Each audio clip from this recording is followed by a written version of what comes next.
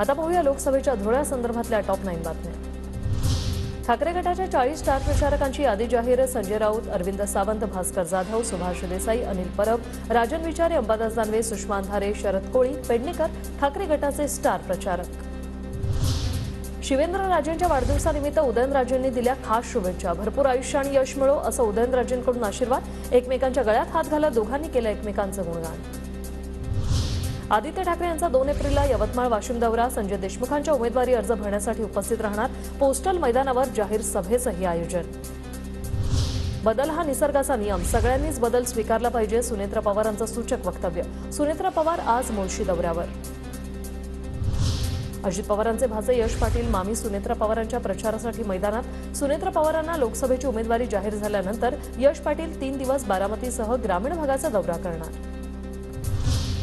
भाजपकडून लोकसभेसाठी केंद्रीय जाहीरनामा समितीची नेमणूक। महाराष्ट्रातून केंद्रीय मंत्री पियुष गोयल यांची समितीत नेमणूक, तर राजनाथ सिंह जाहीरनामा समितीचे अध्यक्ष।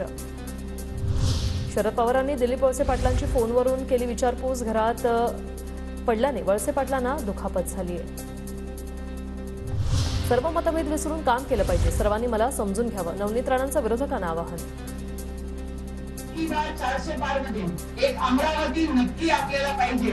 मतभेद होत असतात, एक परिवार आहे, तर भांडण लाव काय म्हणतात मराठी भांडण लागतेच, आणि ते लागले जरी असेल तो जो कल की बात है वो सभी लोग भूल के नई शुरुआत मोदी जी के हाथ मजबूत करने के लिए आम्हाला पुढे जावंच लागेल।